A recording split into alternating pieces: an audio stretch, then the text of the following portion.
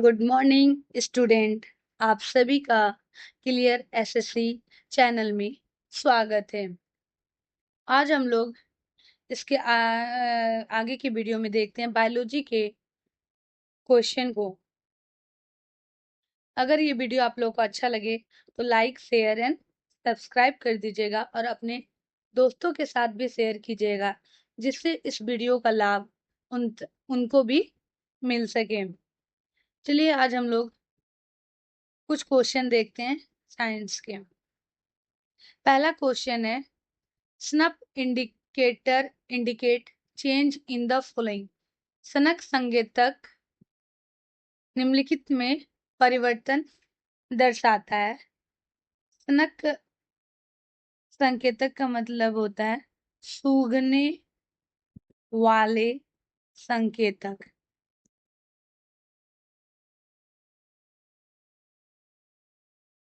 जिसे हम लोग ऑल फैक्ट्री इंडिकेटर भी कहा जाता है। ऑल फैक्ट्री इंडिकेटर्स भी कहा जाता है। ऐसे पदार्थ होते हैं जो किसी विलयन की अम्लीयता या क्षार के आधार पर अपनी गंध में परिवर्तन दर्शाते हैं। अपनी गंध में परिवर्तन को दर्शाते हैं, मतलब जिनकी गंध अम्लीयता या क्षारीयता के माध्यम में जानी जाती है। जैसे उदाहरण के रूप में ओनियन, वैनिला एसेंस, लौंग का तेल जिसको हम लोग क्लोव ऑयल शामिल है। इनका उपयोग उन लोगों के लिए एसिड बेड टाइट्रेशन में किया जाता है जो रंग नहीं देख सकते हैं। ठीक है, मतलब सूंघने वाले संकेतक के लिए को ऑल्फैक्टरी इंडिकेटर कहा जाता है, जो अम्लता और क्षारीयता के आधार पर गंध का पता करते हैं। तो इसका ऑप्शन क्या हो जाएगा? गंध। और ऑप्शन देखते हैं, रासायनिक अवस्था क्या होती है? जब किसी पदार्थ में, भौतिक अवस्था के बारे में देखते हैं, जब किसी पदार्थ में उसकी आकृति, आकार या अवस्था बदलती है तो उसका रासायनिक संगठन वही रहता है, उसे भौतिक अवस्था कहते हैं। भौतिक अवस्था में क्या होता है? आकार, आकृति या अवस्था बदलती है, लेकिन उसका कंपोजिशन, रासायनिक संगठन वही रहता है, उसे भौतिक अवस्था कहते हैं। जैसे हम लोग बर्फ को देखते हैं तो ये पानी से बर्फ बनता है, लेकिन है क्या वो? बर्फ भी पानी है। तो इसका क्या हुआ? सिर्फ आकार बदला, बर्फ जिस शेप में रखे उसका आकार ले लिया, लेकिन उसकी अवस्था वही है, पानी में है। तो जैसे पानी का भाप में बदलना, हम लोग पानी को भाप में बदले, फिर भाप को हम लोग पानी में बदल सकते हैं। नमक का पानी में घुलना, ठीक है, ये क्या है? भौतिक अवस्था। रासायनिक अवस्था क्या होती है?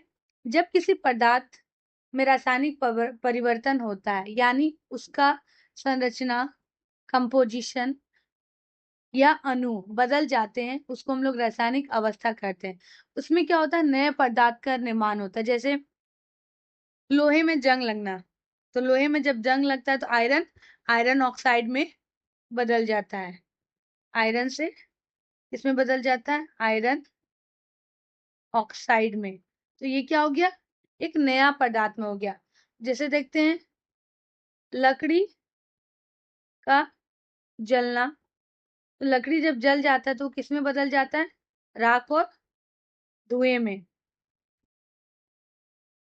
ठीक है, अब ये राख धुआं को हम लोग फिर से लकड़ी में नहीं बदल सकते हैं।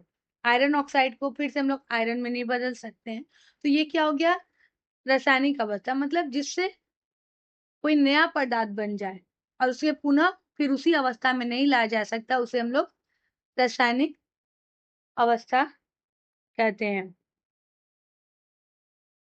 कलर क्या है?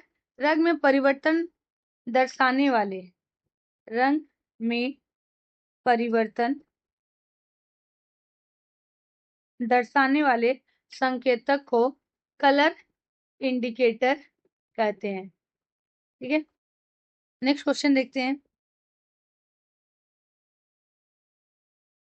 माइक्रोस्पोरेंगियम की कौन सी परत विकासशील परागकणों का पोषण प्रदान करती है?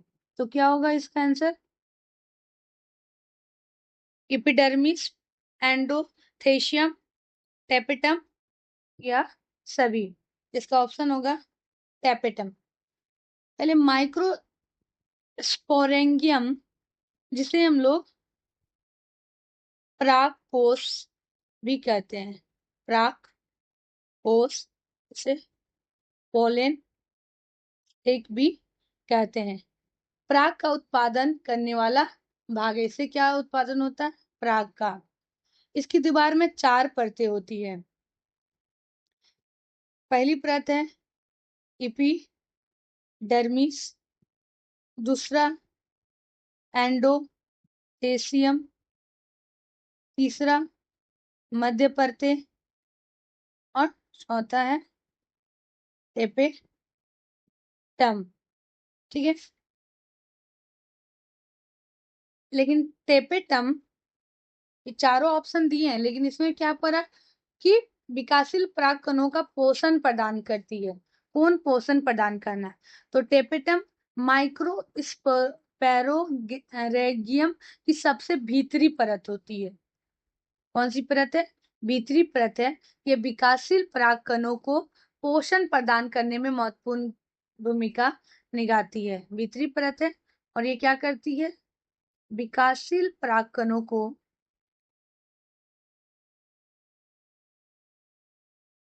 परागकणों को क्या देती है? पोषण प्रदान करने में महत्वपूर्ण भूमिका निभाती है। टेपेटम की जो कोशिकाएं होती है, सघन साइटोप्लाज्म और एक से अधिक केंद्रक से भरी होती है, जो पोषण संबंधी उच्च कार्यात्मकता को दर्शाती है। ठीक है, इसलिए इसका आंसर क्या हो जाएगा? टेपेटम। एपिडर्मिस क्या कहती है? ये सबसे बाहरी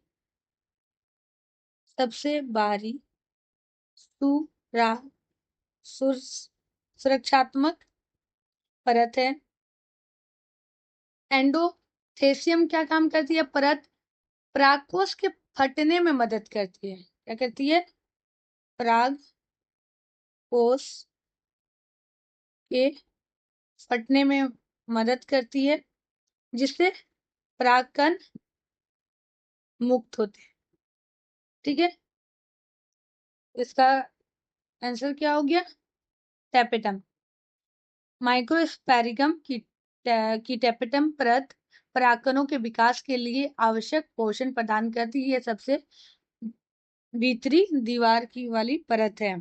ठीक है, अगर ये क्वेश्चन में ही पूछता माइक्रोस्पोरेंगियम की कौन कौन सी परत है, तो ये चारों परत होती है, मतलब तीनों परत और एक मध्य परतें होती है। ठीक है, नेक्स्ट क्वेश्चन देखते हैं। नीले हरे शैवाल, नीले हरे शैवाल को हम लोग BGA, ब्लू ग्रीन एल्गी का वैज्ञानिक नाम साइनोबैक्टीरिया कहा जाता है। साइनोबैक्टीरिया कहा जाता है, जो प्रोकैरियोटिक होते हैं। प्रोकैरियोट्स होते हैं। प्रोकैरियोट्स का ऐसे जीव होते हैं जिनकी कोशिकाओं में एक झिल्लीबद्ध केंद्रक और अंगक नहीं होते हैं। वे पृथ्वी पर ऑक्सीजन उत्पन्न करने वाले जीव थे और पर्यावरण में नाइट्रोजन निर्धारण में महत्वपूर्ण भूमिका निभाते हैं। और प्रोकैरियोट्स, जबकि तो ऑप्शन क्या हो जाएगा? प्रोकैरियोट्स। यूकैरियोट्स क्या होता है, इसमें झिल्ली, एक झिल्लीबद्ध केंद्रक और अंगक होते हैं। ठीक है, झिल्ली बंद केंद्रक और अंगक होते हैं, जैसे शैवाल, कवक, पौधे, जानवर, ये सारे यूकैरियोट्स के अंदर में आते हैं। मतलब सिंपल समझे, प्रोकैरियोट्स में केंद्रक नहीं पाया जाता और यूकैरियोट्स में केंद्रक पाए जाते हैं। तो नीले हरे शैवाल वास्तव में साइनोबैक्टीरिया है, उन्हें एक प्रोकैरियोट के रूप में वर्गीकृत किया जाता है। नेक्स्ट क्वेश्चन देखते हैं। सर्वाइवल ऑफ द फिटेस्ट किसने गढ़ा था? ये डार्विन द्वारा किया गया था। नेक्स्ट क्वेश्चन है, पादप जगत के गैर हरे विषमपोषी पौधे हैं। The non green heterotrophic plant of plant kingdom are. इसका ऑप्शन क्या हो जाएगा? मोसेस, काई, फर्न, एल्गी, शैवाल, फंगी, कवक। तो इसका ऑप्शन है कवक, फंगी। पादप जगत के गैर हरे विषमपोषी पौधे हैं कवक। गैर हरे, इसका अर्थ होता है क्लोरोफिल नहीं हो। गैर हरे मतलब क्लोरोफिल नहीं होना। किसी भी पौधे में हरा होना, किसी भी पौधे का हरा होना, उसमें क्लोरोफिल होता है। गैर हरे मतलब उसमें क्लोरोफिल नहीं होते हैं। ठीक है, विषमपोषी का मतलब होता है वे अपना भोजन स्वयं नहीं बना सकते, पोषण के लिए अन्य स्रोत पर स्वयं नहीं बना सकते, भोजन स्वयं नहीं बना सकते, दूसरों पर आश्रित रहते हैं, पर निर्भर रहते हैं। जैसे वे मृत और क्षारीय कार्बनिक पदार्थ से भोजन अवशोषित करते हैं। कवक एक अलग जगत किंगडम फंगी से संबंधित है, लेकिन पहले उन्हें पादप जगत का हिस्सा माना जाता था। वे क्लोरोफिल रहित मतलब क्लोरोफिल नहीं होता है और सेप्रोफाइटस परजीवी के रूप में विषमपोषी पोषण प्रदर्शित करते हैं। जबकि मोसेस्काई, फर्न, एल्गी, ये सभी हरे पौधे होते हैं। ये सभी हरे पौधे हैं, यानी इसमें क्लोरोफिल होता है, क्लोरोफिल होता है। स्वपोषी होते हैं, ऑटोट्रॉप होते हैं, जो अपना भोजन कैसे बनाते हैं? प्रकाश संश्लेषण द्वारा स्वयं तैयार करते हैं, स्वयं तैयार करते हैं। ठीक है, तो गैर हरे विषमपोषी पौधे क्या है? कवक। नेक्स्ट क्वेश्चन देखते हैं। शैवाल के मुख्य 3 वर्गों में से नहीं है। तो पहले में देखते हैं, शैवाल को उनके प्रमुख वर्णक के आधार पर 3 वर्गों में विभाजित किया गया। पहला है क्लोरोफाइसी, 1 नंबर पे ये। दूसरा है फियोफाइसी और तीसरा है रेडोफाइसी। ठीक है, क्लोरोफाइसी हरे शैवाल होते हैं, क्लोरोफाइसी हरे शैवाल, और फियोफाइसी भूरे शैवाल, रेडोफाइसी लाल शैवाल। ठीक है, जबकि इसमें क्या बोला, शैवाल के मुख्य वर्गों से नहीं है, तो कौन बच गया? Last option, gymnosperm. जिम्नोस्पर्म क्या है?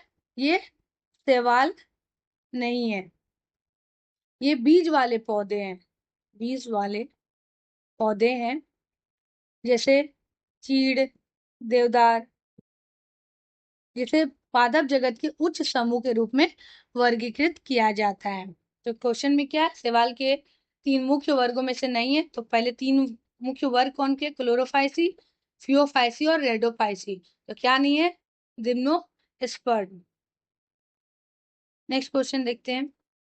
पुष्पहीन पौधे को क्या कहा जाता है? तो क्या कहा जाता है? पैनरोगेम्स, बायोफाइटस, थेलोफाइटस और क्रिप्टोगेम्स। तो क्रिप्टोगेम्स कहा जाता है।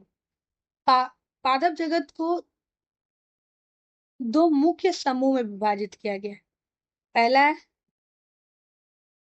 पहला है क्रिप्टोगेम्स और दूसरा है पैनरोग्रेम्स। क्रिप्टोगेम्स क्या होता है? ये पुष्पहीन और बीजहीन पौधे होते हैं, जैसे शैवाल, ये बायोफाइटस और टेरिडोफाइटस में होते हैं। इनके प्रजनन अंग छिपे होते हैं। प्रजनन अंग क्या होते हैं? छिपे होते हैं, अर्थात बीज या फूल, बीज या फूल नहीं बनाते। दूसरा है पैनरोगेम्स। ये पुष्पधारी पुष्पधारी या बीजधारी पौधे होते हैं। बीजधारी पौधे होते हैं। और ब्रायोफाइटस और थेलोफाइटस ये क्रिप्टोगेम्स के क्या है? उप समूह है। ठीक है, क्या है? उप समूह है। तो पहले हम लोग क्या किए? पादप जगत को दो मुख्य समूह में विभाजित किया। पहला है क्रिप्टोगेम्स, दूसरा है पेंड्रोग्राम्स।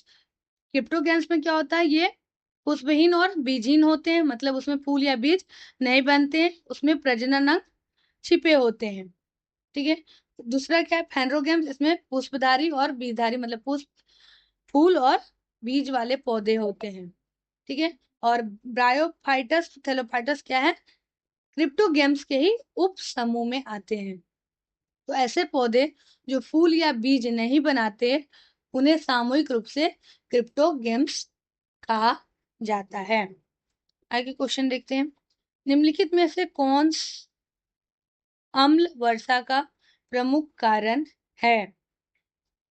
तो क्या हो जाएगा इसका? हम लोग जानते हैं, नाइट्रस डाई ऑक्साइड।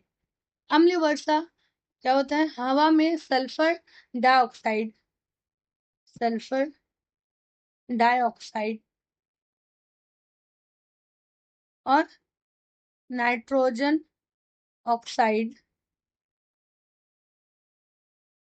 जैसे प्रदूषकों की उपस्थिति के कारण होती है। अम्ल वर्षा क्यों होती है?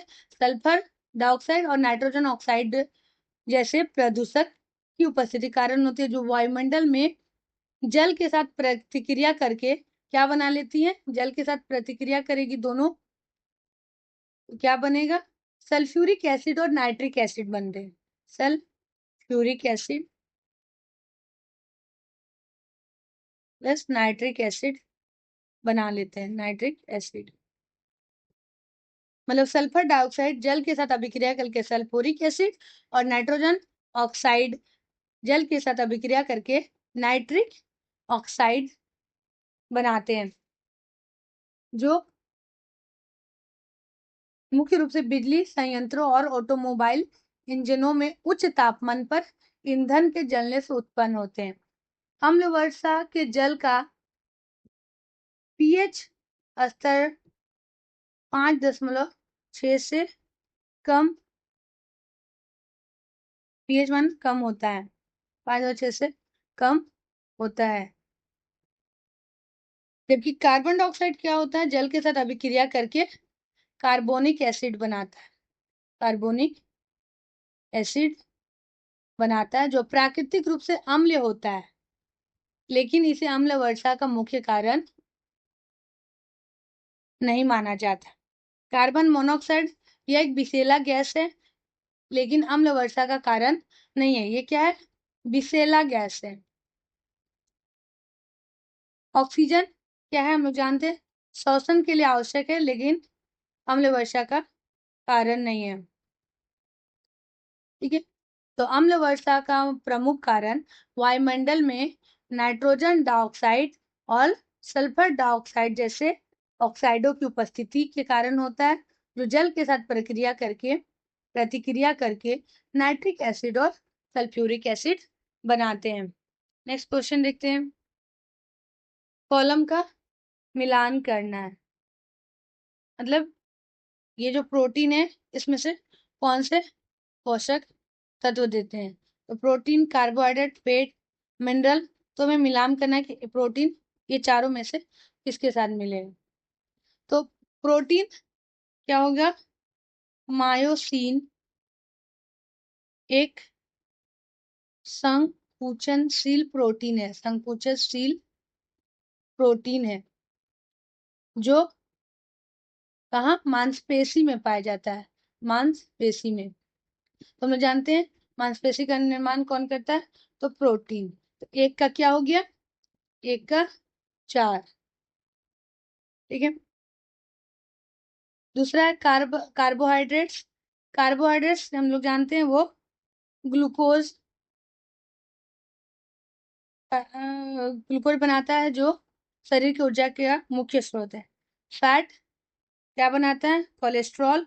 और मिनरल में कैल्शियम और फास्फोरस महत्वपूर्ण खनिज है, जो हड्डियों और दांतों के निर्माण के लिए आवश्यक है। तो इसका क्या हो जाएगा, मिलान करना है ए बी सी डी का। तो ए का क्या हो जाएगा 4, बी का 3 और सी का 2 और डी का 1, ठीक है। तो कॉलम का मिलान करना है। ऑप्शन दिया रहेगा, इसमें छूट गया है कि इसी तरह का 4-5 ऑप्शन दे रहेंगे। ए का 1 दे दिया रहेगा, बी का 4 दे रहे, इस तरह से आपको मिलन करके 4 ऑप्शन में से एक ऑप्शन, इसका सही आंसर क्या हो जाएगा, ए का 4। और प्रोटीन का myosin, carbohydrate glucose, fat cholesterol और मिनरल कैल्शियम और फॉस्फोरस, ठीक है। आगे क्वेश्चन देखते हैं। निक्टोफोबिया निम्नलिखित का डर है, तो क्या हो जाएगा, निक्टोफोबिया अंधेरा, डार्कनेस का।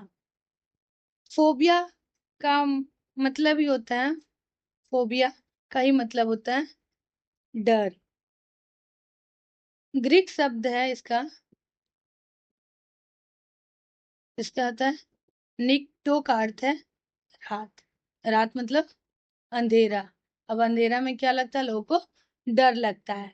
तो निक्टोफोबिया अंधेरे का एक अत्यधिक और अक्सर दुर्बल करने वाला डर है।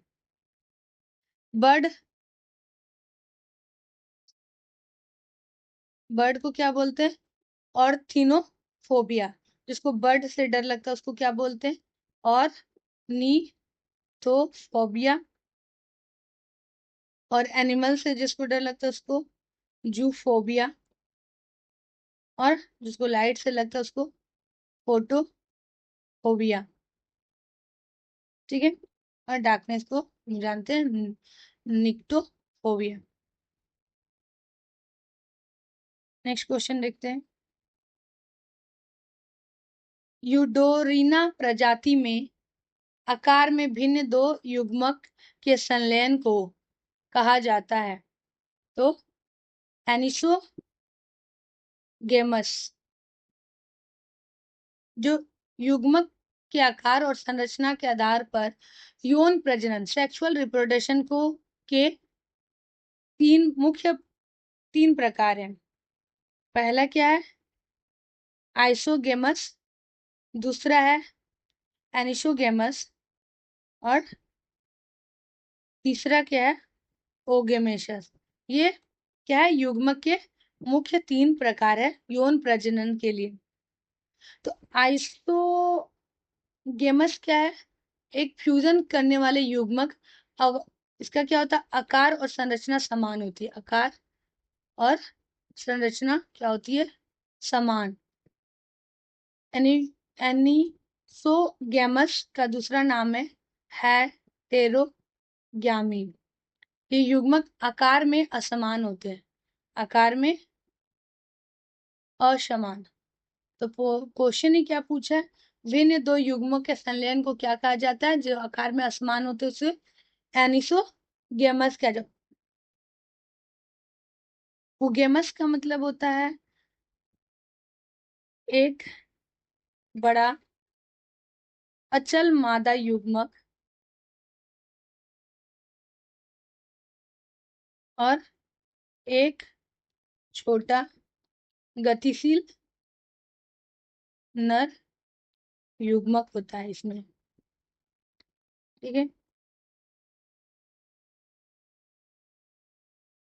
और जुगेमस गतिशीलता के को संदर्भित करता है। इसका ऑप्शन क्या हो जाएगा? एनिसोगोमस। अगर ये पूछता है कि आकार में समान होते हैं तो क्या हो जाता? आइसोगेमस। और पूछता है एक बड़ा अचल मादा युग्मक और एक छोटा गतिशील गतिशील नर युग्मक यूरोना प्रजाति में, तो क्या हो जाएगा? यूगेमस। नेक्स्ट क्वेश्चन देखते हैं। नाभि रज्जु में कितनी धमनियां होती है? तो 1 2 3 4, तो कितनी होती है? 2। नाभि रज्जु को हम लोग इंग्लिश नाम एम्बिलिकल कोड, नाभि रज्जु का एम्बिलिकल कोड के नाम इंग्लिश नाम है। ये वह नली है जो गर्भावस्था के दौरान भ्रूण को अपरा प्लेसेंटा से जोड़ती है। क्या करती है ये? गर्भावस्था में भ्रूण को अपरा प्लेसेंटा से क्या करती है? जोड़ती है। इसकी 3 रक्त वाहिकाएं होती है, 2 नाभि धमनियां होती है और एक नाभि सीरा, जिसको अम्बिलिकल आर्टरीज, इसको एम्बिलिकल वैन। ठीक है। ये क्या करता है? 2 नाभिक धमनियां ये अवशिष्ट रक्त को अपशिष्ट रक्त को अपसरा अपरा तक ले जाती है, जबकि एक नाभि सीरा ये क्या करती है? अपरा से ऑक्सीजन और पोषण तत्वों से भरपूर रक्त को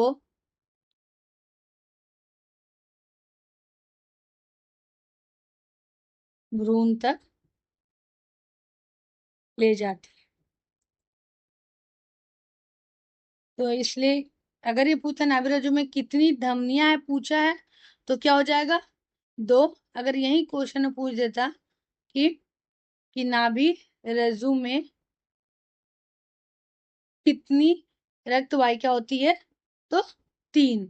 तो 2 नाभि रज्जु क्या होता है? अवशिष्ट रक्त को अप्सरा तक, और अप्सरा से क्या होता है? ऑक्सीजन और पोषण तत्व से भरे रक्त को भ्रूण तक ले जाती है, क्योंकि नाभि रज्जु का काम क्या है? भ्रूण को अप्सरा से जोड़ने का काम है। ठीक है। नेक्स्ट क्वेश्चन देखते हैं।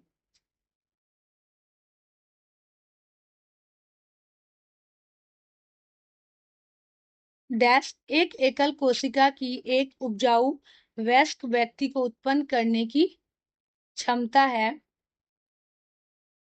टोटिपोटेंसी।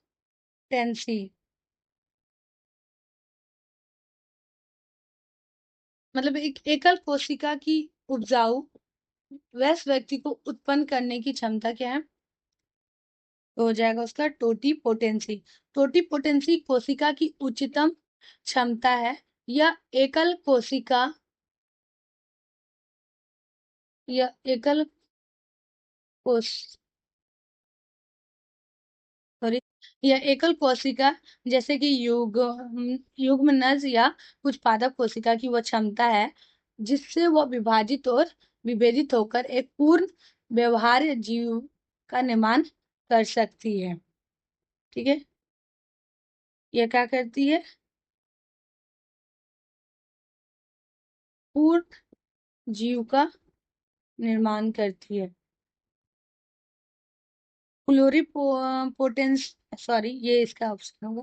प्लूरिपोटेंसी क्या करती है? ये कोशिका किसी भी भ्रूण कोशिका को जन्म दे सकती है, लेकिन एक पूर्ण जीव को नहीं। ये क्या करती है? ये भ्रूण कोशिका को जन्म दे सकती है, लेकिन पूर्ण जीव को नहीं, पूर्ण जीव को नहीं। इसमें यही बोला कि कौन सी ऐसी एकल कोशिका है जो वयस्क व्यक्ति को उत्पन्न मतलब पूरी तरह से उसको उत्पन्न कर सकती है एक जीव के रूप में। ठीक है। कॉलोनी क्या है? ये भी एक ऐसी ही प्रक्रिया है, लेकिन आनुवांशिक रूप से समान व्यक्ति बनाती है, लेकिन कोशिका की अंतर्निहित क्षमता नहीं है। ये म्यूटेशन उत्प्रेरण, ये डीएनए में अस्थायी परिवर्तन है, लेकिन कोशिका उत्पन्न करने की क्षमता नहीं होती है। तो टोटीपोटेंसी एक एकल कोशिका की वह क्षमता है जिसके द्वारा वो विभाजित और विभेदित होकर एक पूर्ण वयस्क जीव का निर्माण कर सकती है। नेक्स्ट क्वेश्चन देखते हैं।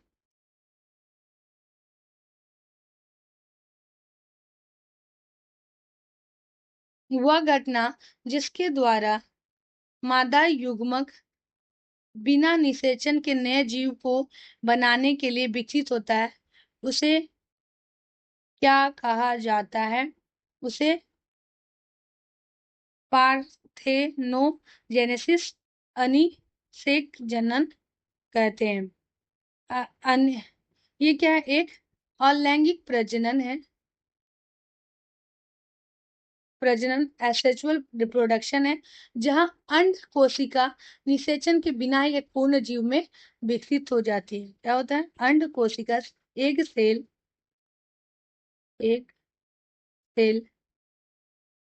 निषेचन के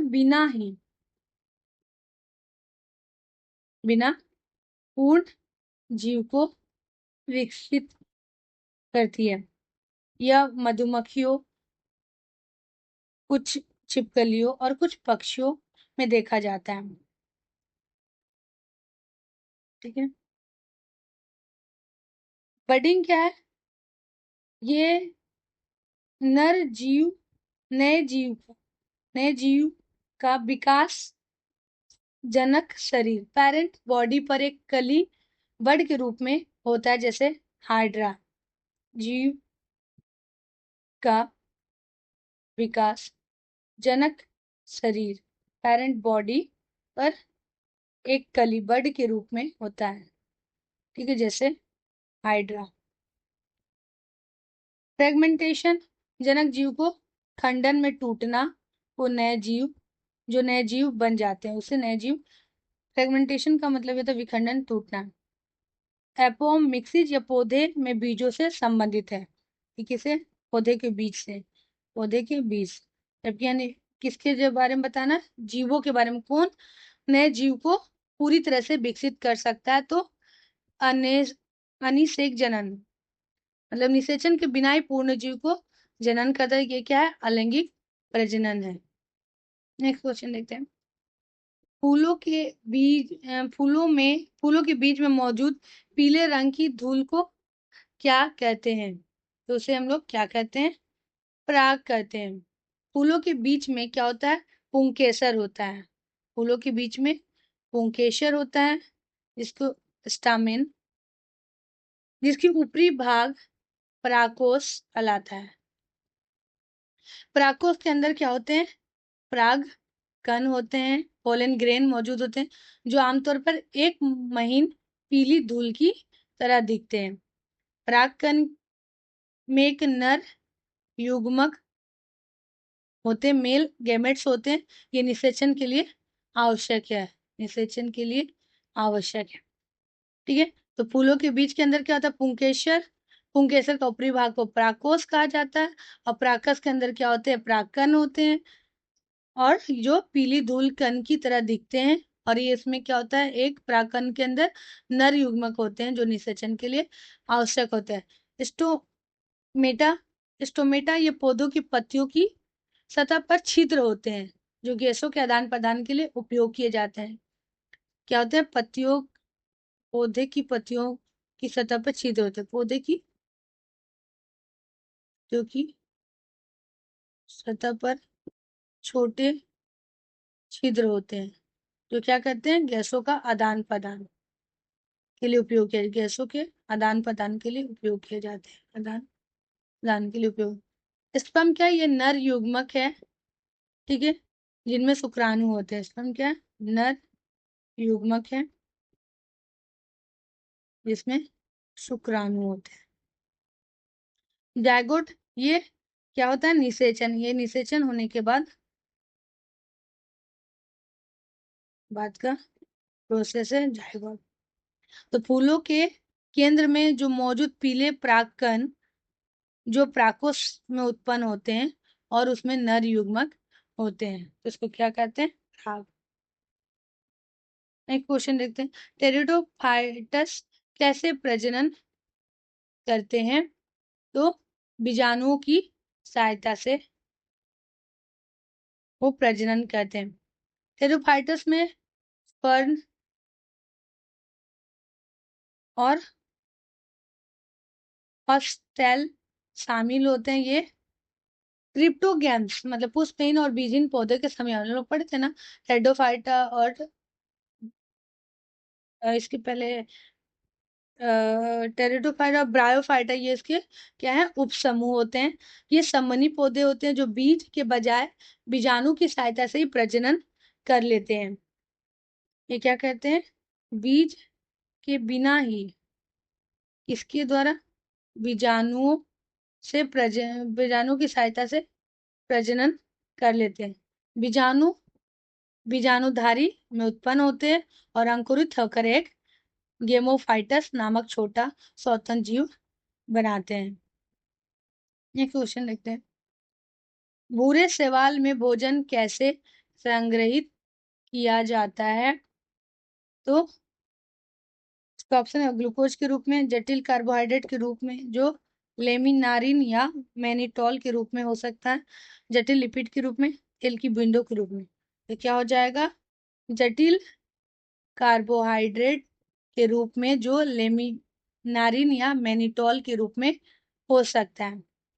जो भूरे शैवाल जो फियोफाइसी वर्ग से, भूरे शैवाल अभी हम लोग इससे पहले को क्वेश्चन पढ़े क्या होते हैं, ये किससे संबंधित होते हैं, फियोफाइसी से संबंधित होते हैं, प्रकाश संश्लेषण के माध्यम से अपना भोजन तैयार करते हैं। वे इस भोजन को जटिल कार्बोहाइड्रेट के रूप में संग्रहित करते हैं और विशेष रूप से लेमिनारिन या मैनिटोलिन के रूप में। लेमिनारिन क्या एक भंडारण पॉलीसेकेराइड है और मैनिटोलिन एक चीनी शराब शुगर अल्कोहल है जिसका उपयोग परिवहन और भंडारण के रूप में किया जाता है। तो इसका क्या हो गया, भूरे शैवाल में भोजन लेमिनारिन या मैनिटोल जैसे विशेष जटिल कार्बोहाइड्रेट के रूप में संग्रहित होता है। ठीक है, नेक्स्ट क्वेश्चन देखते हैं, निम्नलिखित में से कौन सा पौधा थेलोफाइट नहीं है, तो क्या हो जाएगा, फ्लूनेरिया। थेलोफाइटस क्या है, ये पादप जगत का सबसे निचला समूह है, पादप जगत का सबसे निचला समूह है, निचला समूह है। इसमें ऐसे पौधे शामिल होते हैं जिन सॉरी इनमें कैसे पौधे शामिल, ऐसे परी जिनका शरीर जड़ तना पत्ती में विभाजित नहीं होता है, ठीक है, जैसे शैवाल। जबकि फ्यूनेरिया क्या होता है, ये ब्रायोफाइट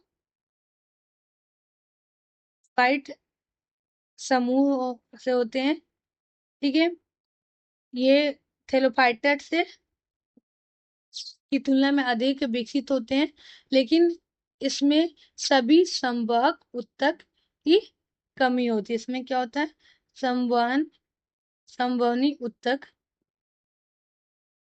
वैस्कुलर टिश्यू की कमी होती है, वैस्कुलर टिश्यू की कमी होती है। और यूलोथ्रिक्स, चारा और उल्वा, ये 3 शैवाल है। ये तीनों क्या है? शैवाल है, इसलिए इसे ये थेलोफाइटस है। क्वेश्चन में क्या पूछा? थेलोफाइटस नहीं है, वो फ्यूनिड है, क्योंकि ये ब्रायोफाइटा समूह से आते हैं। नेक्स्ट क्वेश्चन लेते हैं, निम्नलिखित में से कौन सा अध्ययन मानव से संबंधित है? तो मानव से संबंधित होता है उसे हम लोग क्या बोलते हैं? एंथ्रोपोलॉजी। मानव जाति का अध्ययन है। यह मानव, उनके समाज, संस्कृति, जैविक विकास और व्यवहार को अतीत और वर्तमान दोनों समय में समग्र रूप से अध्ययन करता है। जबकि आर्कियोलॉजी, ये पुरातत्व, मानव इतिहास का अध्ययन है, विशेष रूप से खुदाई और कलाकृतियों के माध्यम से इसका स्टडी किया जाता है।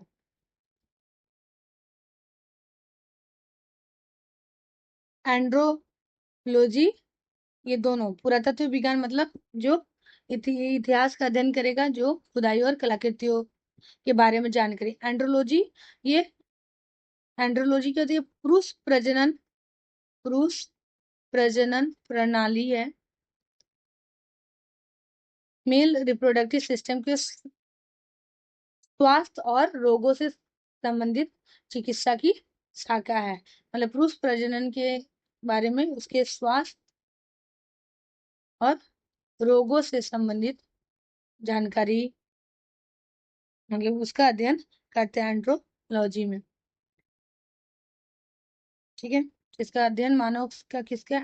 एंथ्रोपोलॉजी। नेक्स्ट क्वेश्चन है, पौधों में रोगों का अध्ययन और जिस तरह से पौधों संक्रमण का प्रतिरोध करते हैं उसे क्या कहा जाता है? उसे फाइटोपैथोलॉजी कहा जाता है। Option C.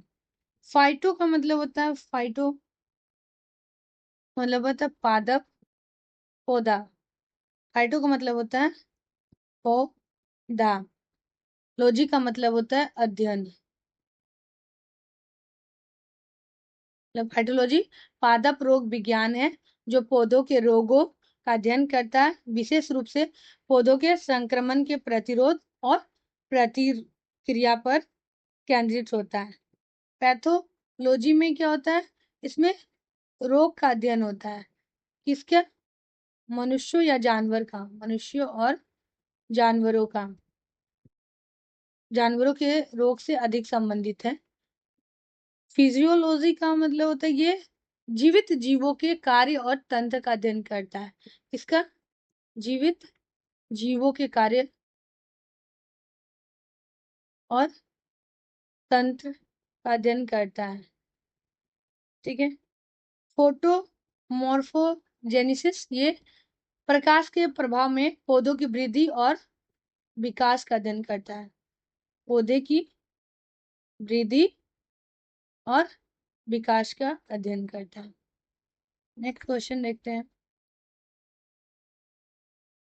मृदा विज्ञान की किस शाखा के अंतर्गत जीवित चीजों पर मिट्टी के प्रभाव का अध्ययन किया जाता है? तो इसका ऑप्शन हो जाएगा एडाफोलॉजी। मृदा विज्ञान की दो मुख्य शाखा है। पहला है पैडोलॉजी, इसमें मिट्टी के अध्ययन, उसके निर्माण, वर्गीकरण और वितरण से संबंधित, निर्माण, वर्गीकरण और वितरण से संबंधित है। एडापोलॉजी मिट्टी का अध्ययन, इसमें एडापोलॉजी, इसमें मिट्टी का अध्ययन पौधों और अन्य जीवित जीवों, विशेषकर फसल की वृद्धि पर उसके प्रभाव के संबंध में अध्ययन करता है, प्रभाव के संबंध में अध्ययन करता है। तो इसमें क्या पूछा है कि मिट्टी के प्रभाव का अध्ययन कौन करता है? तो एडापोलॉजी। अगर पेडालॉजी पूछेगा तो मिट्टी का अध्ययन उसके निर्माण, वर्गीकरण और वितरण से संबंध होता है। एंड्रोलॉजी तो अभी हम लोग पढ़े, ये क्या करता है? पुरुष प्रजनन प्रणाली का अध्ययन करता है। और एग्रोबायोलॉजी, ये कृषि से संबंधित है, जीव विज्ञान। कृषि से संबंधित जीव विज्ञान। डेस्मोलॉजी ये लिगामेंट का अध्ययन करता है, लिगामेंटस का अध्ययन। ये सारे क्वेश्चन बहुत इंपॉर्टेंट है क्योंकि इससे हर एक साल बायोलॉजी में 1 या 2 क्वेश्चन उसके अध्ययन पे रहते ही हैं। ठीक है, आगे देखते हैं। डैश मानव जैसी प्रजातियों जैसे बंदर, वानरों, वन जानवरों आदि के व्यवहार का अध्ययन है, उसको क्या कहते हैं? उसको हम लोग प्राइमेटोलॉजी के नाम। प्राइमेटोलॉजी जीव विज्ञान की वह शाखा है जो प्राइमेट्स के समूह का वैज्ञानिक अध्ययन करती है। प्राइमेट्स में मनुष्य, बंदर, वानर ये सारे शामिल होते हैं। उनके व्यवहार, उनके जीव विज्ञान, उसके पारिस्थितिक और वर्गीकरण को कवर करता है। अब हम लोग इसके बाद सारे ऑप्शन के बारे में ऑलरेडी इसके पहले क्वेश्चन में हम लोग पढ़ चुके हैं, तो हम लोग आगे बढ़ते हैं। निम्नलिखित में से कौन सा मकड़ियों का अध्ययन है? तो कौन सा मकड़ियों का अंदर है? आर्कियोनोलॉजी। इसमें क्या होता है? मकड़ियों का अध्ययन किया जाता है। एंथ्रोलॉजी में हम लोग पढ़े मानव जाति का अध्ययन। एपिलॉजी में ये इसमें क्या होता है? मधुमक्खियों का अध्ययन, मधुमक्खियों का अध्ययन।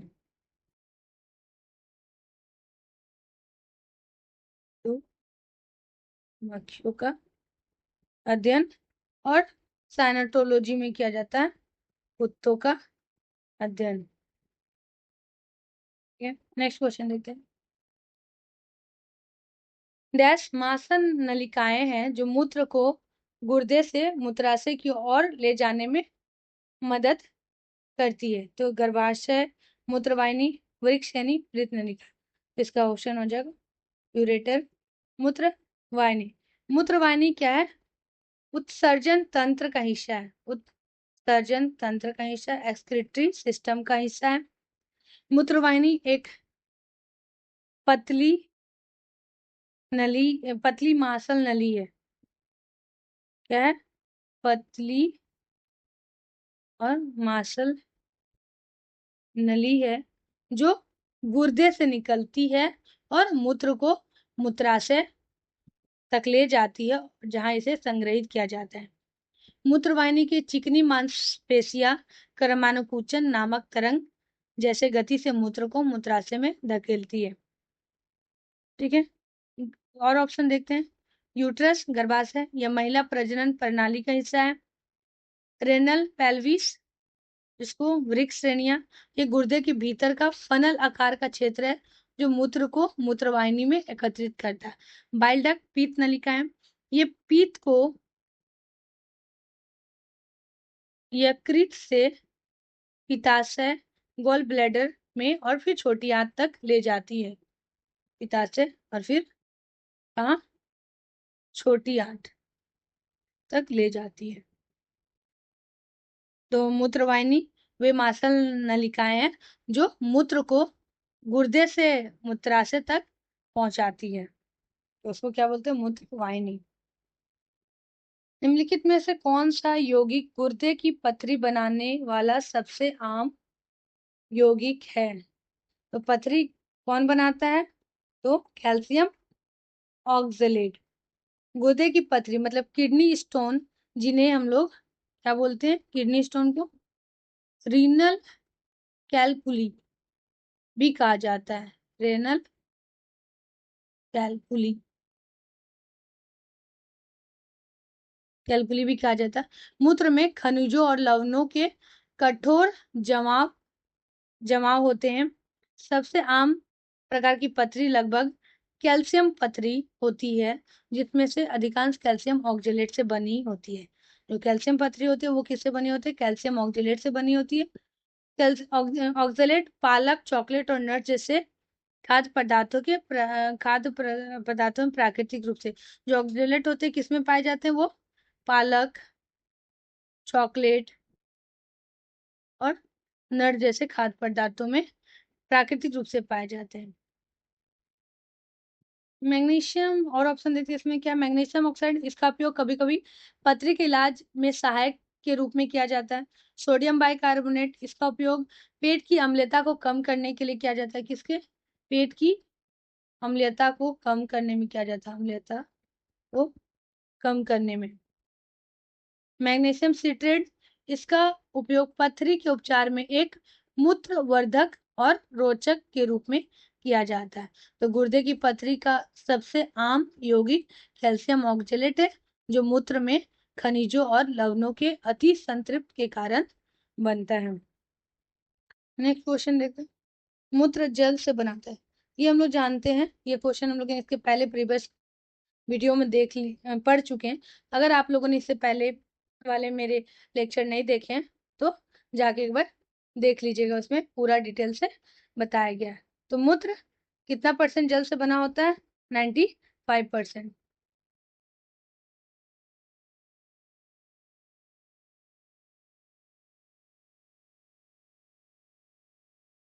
नेक्स्ट क्वेश्चन, एक सामान्य वयस्क मनुष्य प्रतिदिन ml मूत्र का उत्पादन करता है, तो 1000 से 2000। ये भी क्वेश्चन रिपीट किया हुआ है। ट्राई ट्राइक स्पीड बॉल्व डैश के बीच होता है, मतलब ट्राइक स्पीड बॉल्व डैश के बीच में होता है। तो इसका ऑप्शन क्या हो जाएगा, right auricle and right ventricle, दाया ऑरिल और बाया वेंट्रिकल के बीच में होता है। थैंक यू दोस्तों, आज के हम लोगों ने तो 30 क्वेश्चन पढ़े हैं।